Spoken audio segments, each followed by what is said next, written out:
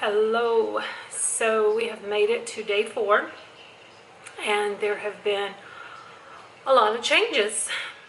Obviously, if you're monitoring this, then you know that the storm has made a little bit of an easterly shift, and they have completely removed Southwest Florida out of the cone, which is great and simultaneously still kind of hard, because it's kind of like a catch-22.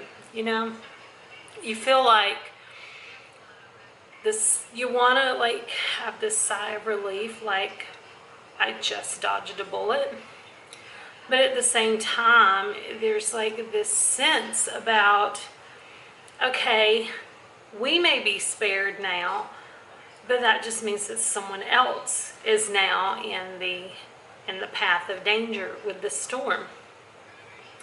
And that's still not a good feeling to have. It's like you just want the whole thing to just continue eastward and move out into the Atlantic and just go away and dissipate. But I mean, it doesn't seem likely. At the very least, like right now, like we have to say first and foremost, the Bahamas, oh my gosh, they are in so much threat and danger right now. Like, this storm is officially a Category 4, but it is like hinging very dangerously close to becoming a Cat 5. And it is headed straight for the Bahamas. Like, even if it misses Florida now, and even if it misses Georgia and the Carolinas, like at this point, it's like there's no way the Bahamas are going to be spared from this storm. And that's horrible, because you think like Hurricane Maria, 2 years ago, like Puerto Rico, they are still 2 years later, still not fully recovered from that storm. They are still, like we're trying to rebound from that.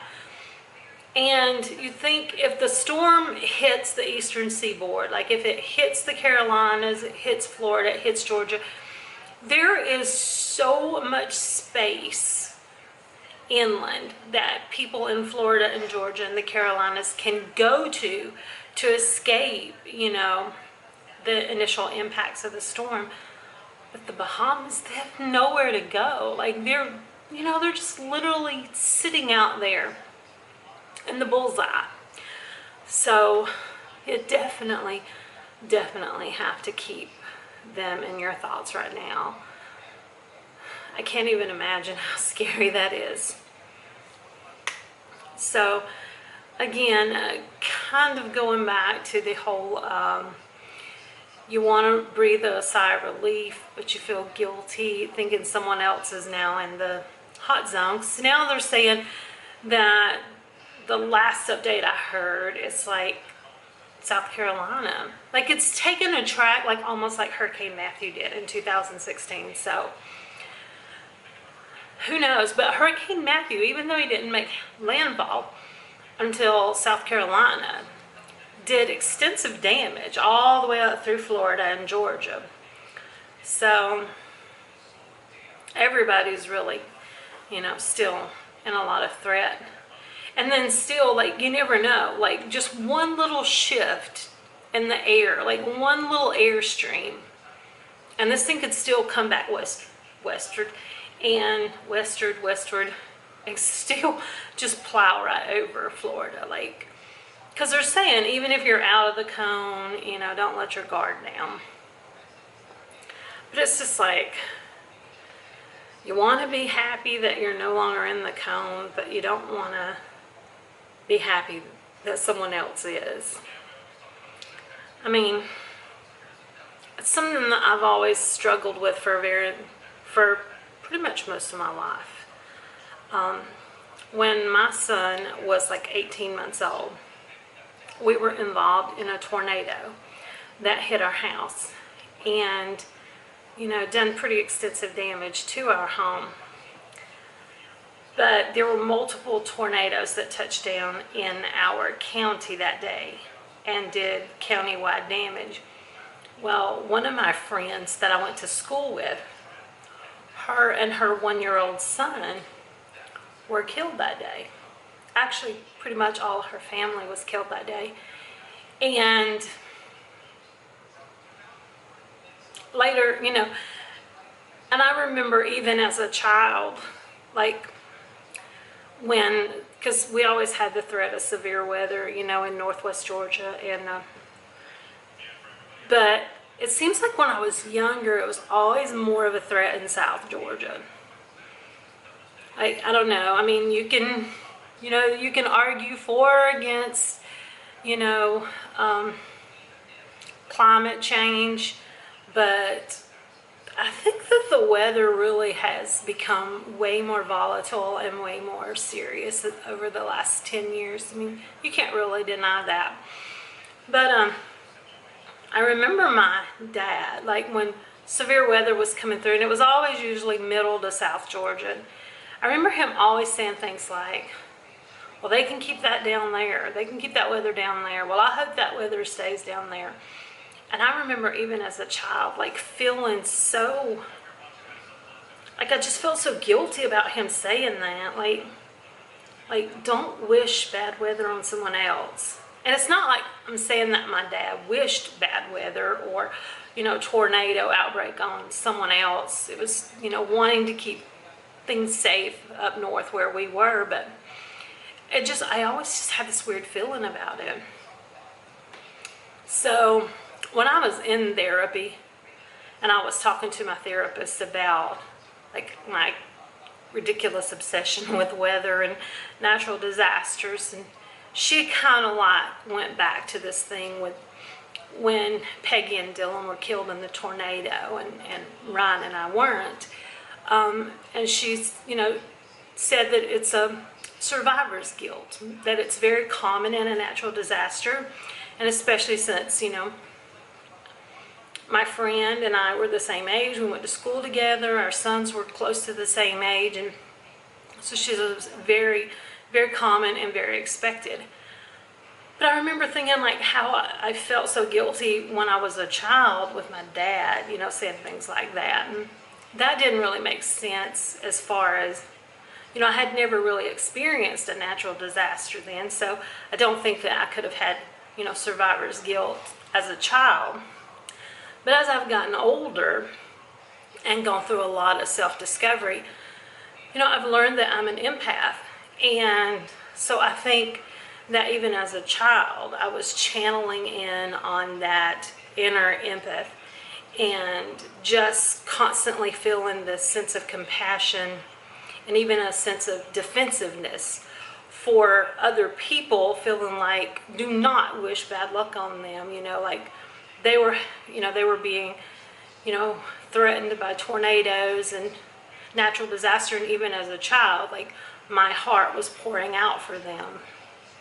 So yeah, I just really feel like I'm kind of relieved that we've been, moved out of the high threat area, but I'm just still really like feeling a really heavy burden of concern for everybody else, because I know that technically, if there's one thing Katrina and Irma and Matthew and Michael last year have taught us, and that is it's not over until it's over. So technically, until this thing makes landfall and moves out enough to dissipate, really no one's completely out of the threat area. So I just feel like this sense of like urgency for everyone that's still, in the path of this storm, particularly the Bahamas right now, because I know that no matter what else the storm does, I feel like the Bahamas are not going to get to be spared from this, and that is just like driving me crazy. As for me, today I don't think that I'm going to be doing any more hurricane preparation. I have referred to my handy dandy hazard guide, and I've pretty much got everything done in here that is listed. Like, I've been really on top of this, being prepared. I guess having some experience with the Red Cross and then working for EMS and the fire department for years back home in Georgia, you know, and going through some actual, you know, natural disasters myself personally, you know, you learn to be prepared, kind of like a Boy Scout here. So there's nothing else that I'm going to do today, just continue to watch this and wait it out. But there is one thing that I have to like get up on my soapbox for, so like dragging my little soapbox over here to stand up on, and that is, I checked this morning because we've been moved out of the cone. So I checked this morning the status of the gas situation, because last night my daughter called me and she was like, please just come home, don't stay down there. And that was before, you know, they shifted the cone and took us out of the high threat area. Well, I told her the thing with all of the gas stations being out in the state, I was really concerned because I know that my car doesn't have enough gas to make it all the way to Georgia, let alone North Georgia. It's like a 9-10 hour drive. And I told her that my biggest scare now is that I will take off and head north and run low of fuel and not be able to find a station. And this was last night when we were talking. So this morning I thought, well, you know, we've been moved out of the area. I want to check and see like what's the gas situation today, because I know yesterday Governor DeSantis was having, you know, fuel trucks brought down. So ironically, within the 10-mile radius of me, there are only 3 stores that have gas. So they're all still out of gas. And I mean, I know people, you know, panic and they get crazy, and it's, you got to be prepared. And I never, never, never will undermine the thought of, you know, being prepared. If there's one thing life has taught me, it is you have got to be prepared for everything. But so that's, you know, but yesterday, I'm really not even sure how to approach this without sounding like a total bitch session, and it's not a bitch session, but it's just something that's like really bothering me so much right now. I belong to a lot of like local groups on Facebook, you know, like around this area, because I joined them when I first moved here because I didn't know anything about this place. And, you know, I just, you know, you just want to get plugged into your community, right? And there are people on these groups, even the yard sale, buy sale pages, who are, you know, on there like saying like, who has gas? You know, like my friend can't find gas, he has to go to work. There's no station around here to get gas. He can't go to work. I mean, this is like still 4 days out from the event, and this guy's got to go to work and no station's got gas. And then there are people on there asking like, you know, does anybody know who has water? You know, Walmart, Publix, Target, nobody has water left. And I know that supplies go fast, you know, when natural disasters are coming and people stock up. But they were also like posting pictures of people at these gas stations that were not only filling up their cars, but some people were having like, I don't know, 6, 8 gas cans in their, you know, like in the back of their SUV or, you know, in the bed of their truck. And I know they say, you know, fill up your car and have some gas on hand for your generators. I get that. But, I mean, when does it cross the line that you're just hoarding all the resources and taking away from people who need them? Because, I mean, it just doesn't make sense to me that there's this guy that can't even get gas in his car and go to work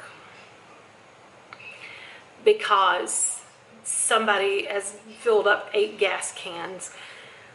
Now, what if things had taken a turn for the worse and we all had to evacuate? All these people who have these like 6, 8, however many cans of gas in their car are going to evacuate. So they're not using their generator, most likely, especially if it's a mandatory evacuation. And now I'm thinking, what about some of us who don't have enough fuel in our car? Or what if there's anybody who doesn't have any fuel in their car and they can't evacuate now because you have depleted the gas stations?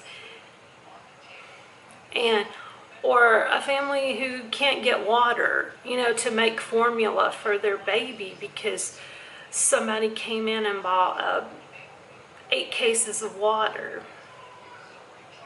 And I say that with honest sincerity because I watched my neighbor last night, and I'm not trying to throw anybody under the bus. There's 2 of them.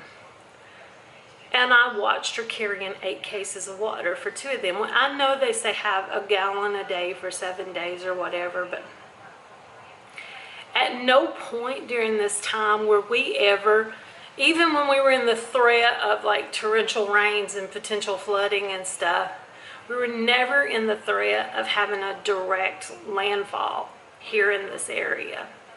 Because at best case, worst case scenario, however you will look at it, it was going to come across, it was going to hit Miami and come across the south out into the Gulf. So at that point, even then, I mean, yes, there was still definite potential for, catastrophic, storm damage, but at no point were we ever in the actual bullseye to get the worst of it, ever. But I know storms can take whatever path they want to and come across anyway. I don't know. I mean, I'm feeling this so hard today, because I'm thinking about people who are on the yard sale page in my town, begging for where can I find water? Where can I get gas to go to work through the weekend? When some people could they have gotten more than what they really needed? I mean, you just kind of wonder about that. And I know I had thought about going out and getting a few more supplies, but yesterday when everything happened with the gas, and I was like, man, if I need to evacuate, I need to save what gas I have in my car. So I didn't want to go out. Plus, then when I saw that places were going out, places were out of water, places were running out of food, I took a realistic inventory of what I have in the house. It's just me. And I knew that I'd have enough food to survive on. So I saw no point in going to get anything more. There are other people out there who needed it.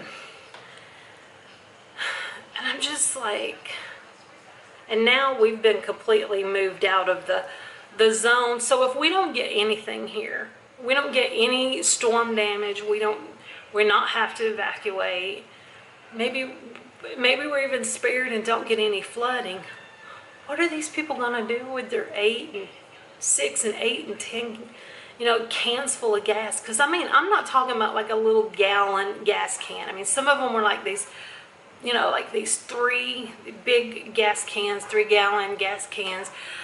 They even posted a picture of some guy with those 5-gallon buckets from Home Depot, filling those up with gas. Now, they posted that picture as a warning to say, please do not put gas in anything that's an unapproved gas container. But the point is, he had 4 or 5 of those. So you think 4 times 5, that's 20 gallons of gas that he has in a non-approved gas, storage container. And if he never loses power and doesn't need a generator and doesn't have to evacuate, what's he gonna do with all that? You know, while this one guy's sitting there and couldn't even get gas in his truck to go to work this weekend. So please know that I'm meaning this with the most sincerity and like honest questioning. Like, where is that fine line between preparing yourself for anticipating what you need and just literally hoarding everything for yourself and taking away from other people potentially? I don't get that. And I know Florida is a huge state with a huge population and a huge diverse population, and people from north everywhere. Maybe the problem is because I did grow up in this tiny little hick town in northwest Georgia, and in natural disasters, yes, people prepared. Like, I am a mountain girl. I'm from the mountains of North Georgia, and in the mountains you learn to survive, you learn to prepare, because we get, like, you know, treacherous winters. You know, we get events, you know, tornadoes. We get events that you need to be prepared for. But the thing is about living in my little community is when these disasters happen, like, the community really bands together. Like, when our house was hit in a tornado, the whole community, like my whole county was hit in the tornado. There was a total of like 9 tornadoes that touched down on one day. Hit every corner of the county. But still, even people reached out to me and gave to me and took our, you know, made sure that my family had everything that we needed. My house, when my daughter was 9 months old, our house burned, you know, it caught fire, and the community just rallied around. Like, we didn't need for anything, like, because that was an isolated event, not a county-wide event. Like, I'm telling you, like, the whole county, like, stepped up. And then in 2013, the home we were living in was flooded. Like, there was like this ridiculous freak flood, like, I don't know, like the second time ever in history of my county. And of course my house was affected and it was deemed uninhabitable, and you know, we were displaced because now we could no longer live in the house we were living in, and lost so much to this flood. Well, because of the way the flood was, other homes weren't affected. My county just came through like unbelievable. And maybe that's what some of this is like, feeling like there is not that sense of community here. And maybe I miss that, because like, if we're,